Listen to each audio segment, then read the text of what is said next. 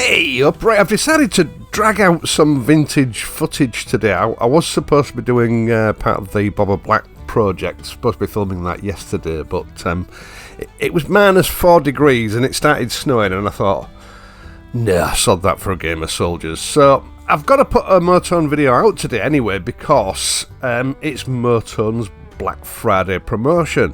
Now, their Black Friday sale starts today and it finishes on Sunday the 1st of December at midnight, but you can only access the 22% discount that this sale allows via a special code, which I'm going to leave in the video description down below. And that code will allow a 22% discount off any Motone product on Motone's official website between those dates. Just to preempt the usual questions that I get in the comments section down below, the video description where you will find that discount code is in the video description, and that's the texty bit underneath the picture that you're watching now. It's the section between the comments section and the actual video picture that you're watching. I honestly can't think of any other way to describe it. So, what I thought I would do today is, you see, Motone was primarily, or it's thought of primarily, as a Triumph custom parts company, which it is, but what a lot of people don't realise is that Motone Customs also do quite a few universal products that will fit most motorcycles, certainly modern classics anyway. Now, I'm going to go through 5 universal Motone parts today. I've selected them at random. There are a lot more, and there are 1 or 2 that I've purposely left out because I think they might work with the BSA, and I don't want to spoil any future videos. Although, having said that, I know some of these will work with the BSA as well. Now, starting off with an old favourite, the Aero Rack. God, I don't know how many years it is since Motone brought these out. This footage was taken 5-6 years ago. Now, this Aero Rack is made from curved stainless steel. There's a powder-coated black version and a polished stainless steel version. It might look familiar because just about everybody and the dog has copied it since. The most notable part, though, about the Motone Customs Aero Rack is the suckers that are used. These are specially sourced from Germany. Extremely high quality and very secure. I've used these on and off for years, mainly when putting a tank bag on the bike because it stops the tank bag from scratching the tank. And of course you can easily remove them when you don't need them on the bike. A very useful, high quality piece of kit for any motorcycle traveller.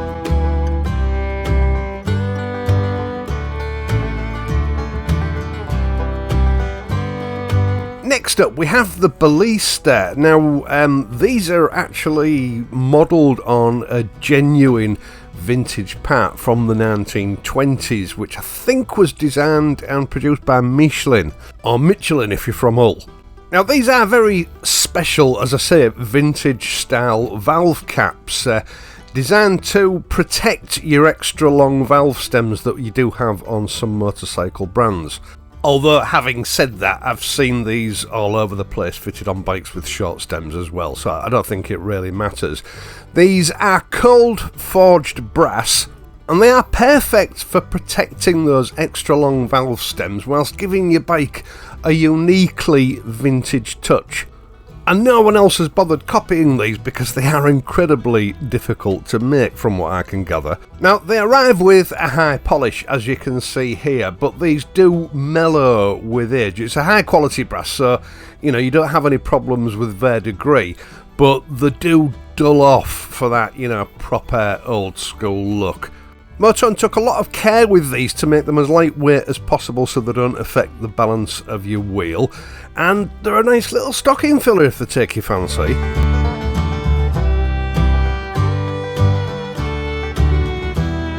Right, the ubiquitous and world famous Motone Customs Union Jack tank pad.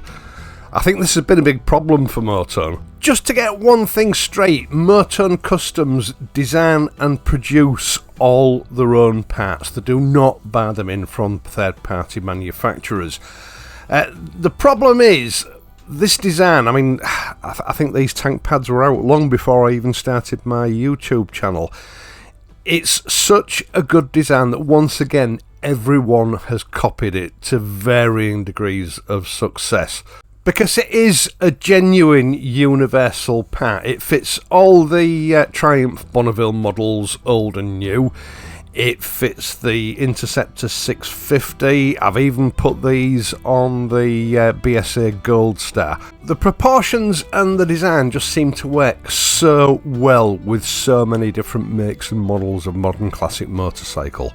What sets them apart from all the copycat products out there is that they're made from a very high quality natural rubber mix, and they come with a 3M automotive sticky pad on the back, full length, full width, for ease of fitting. You might see other similar pads out there that look the same, but they don't come anywhere near these Motone pads for quality. If it doesn't say Motone on them, they're not Motone. Now, the other problem with these pads is stocking levels. Motone make an enormous amount of these, and they're constantly bringing them on stock.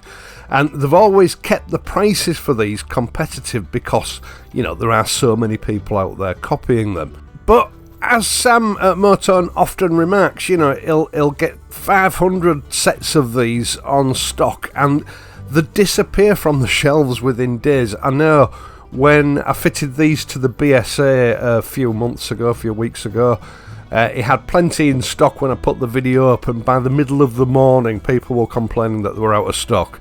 Now, of course, these pads are not just there to look good. I think initially the idea behind these was that back in the old days, when suspension wasn't very good and the bike was constantly jumping up and down, they allowed the rider to grip the tank with the knees. But the main reason that people fit them these days, of course, is so that the clothing doesn't scratch the valuable paintwork on the tank.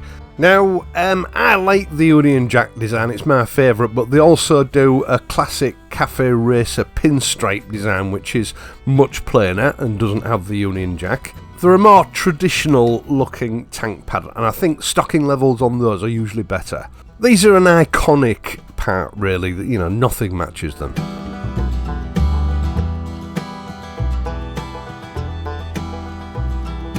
Now, the Monza Fuel Cap is another big success for Motone Customs. I think it was one of the first videos I did for them. I think this particular one was a pre-production prototype that I fitted to the Bobber Black. Now, it's closely modelled on the original Enot and Company Monza Fuel Cap. These were always an accessory fuel cap, and Enot invented them for racing teams to allow them to refuel racing cars originally quickly at pit stops. Of course, later on they were adopted by motorcyclists as well. Now, these are not quite as universal as they used to be. They fit a lot of older model motorcycles with a screw-type cap. And the sort of details for, you know, the dimensions, etc. are on Motone's website. They fit many of the Triumph Bonneville models, old and new, that have a screw-type cap, many of the old BMW models, Harley Davidson, and I even fitted the polished brass version of this onto the Mule, the Royal Enfield Classic 500, a few years ago.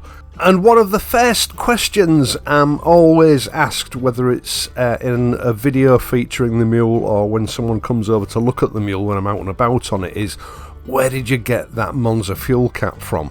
It is without a doubt a show-stopping accessory for any motorcycle. Now, the last I heard, Motone Customs were looking at bringing out some other adapters to fit you know, sort of more modern or conventional fuel cap fitments on motorcycles that we're seeing around today. I'm not quite sure how far they've got with that so far, but there is even an industry in the custom motorcycle market now where custom manufacturers buy these in from Motone and then have the caps hand carved with intricate patterns, a bit like you would see on the lock or receiver of a shotgun. I've seen some fantastic designs. It's a brilliant statement piece for any motorcycle if it's compatible. Now, last but not least, number 5, and actually after this one I've got an honourable mention as well, is the Pico and Pico Multi indicator kits. Now, this product I think has been out less than a year, but it's already, for want of a better word, taken the custom circuit by storm. What you're looking at here is the Pico 3-in-1 multi-kit. Now, these are a combined rear light, brake light and indicator unit. These are fully compliant and road legal. I've seen the certificates, and we've even started to see this sort of design creep onto other motorcycles like the Himalayan 450, which has a similar setup on it now. It allows you to eradicate a single rear light assembly for a cleaner look on your motorcycle build. A tiny, inobtrusive lighting unit that fulfills its legal obligations on the road. Precision die cast from aluminium, and if you don't like the multi-unit, it's also available as a more conventional indicator unit. They're essentially a bullet-style sort of traditional indicator design, but in a tiny LED package. I know from talking to Sam that these are, another one of those items that they struggle to keep on the shelves, really popular. If you don't like this tiny design, they do a more conventional size called the Icon. Again, there is a 3-in-1 version of that. And they are a true universal design with spacers, etc. and collars, so that can be fitted to virtually any motorcycle indicator fitting point. Now, if for any reason you found that it won't fit, MOTONE Customs also do a range of sort of adapters and clamps that allow you to make it work.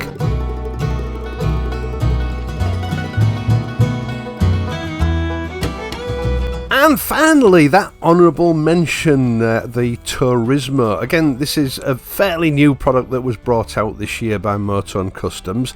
It comes as a kit that will go straight onto most of the Triumph Bonneville models, but they also have a universal adapter that will allow you to fit it to hollow handlebars. It's a fully adjustable bar end mirror kit. Now, I've included this mirror as an honourable mention because I just found this so typical of Sam at MOTONE Customs. As you know, myself and Sam are good friends. And he'd been talking about a range of mirrors for motorcycles for as long as I can remember. Last year, while we were at the NEC, we saw these mirrors whose claim to fame were that they were the thinnest mirror dishes in the world. But the actual mirror lenses were covered in scratches. These were on a custom bike. I can't remember what manufacturer was showing them at the time. And Sam immediately thought, right, I can do better than that. And he was talking about it all day. Now, there are several patents in force for these mirrors because they use technology that just isn't available to anyone else. Now, for a start, the actual mounting mechanism on the dish is a particularly secure mounting mechanism which is patented, and the glass itself, because you see, those competitors that we'd seen at the NEC had sort of proclaimed to the world that it's not possible to make mirrors this thin using glass because it would be too delicate to get the thinness required.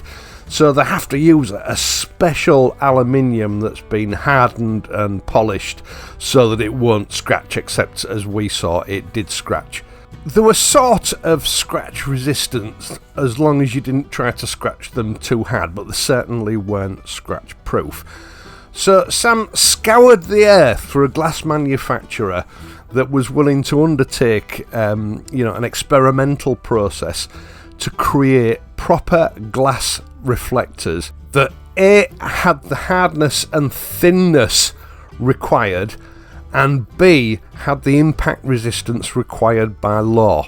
Something that had proclaimed to be impossible. Now, just a few short months later, I got a WhatsApp from Sam, and it was a photograph of a certificate to show that these new mirrors, which are miraculously produced in no time at all, not only far exceeded all the safety requirements for legal use on the road, but if I remember correctly, when I actually measured them filming this video, they were a full millimetre thinner than the competitors.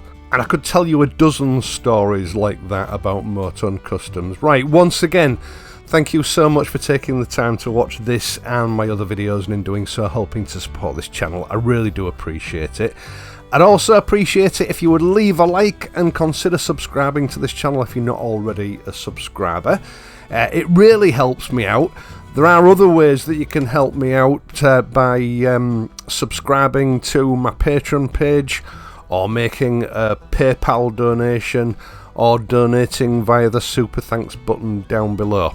I see these as just a tipping option, whereby if you want to leave a tip because you appreciate my work, you can, but obviously there's absolutely no pressure or obligation if you don't want to do so. I am of course going to be back next week, so until then, take advantage of that 22% Black Friday discount from MOTONE Customs, and I'll see you next week.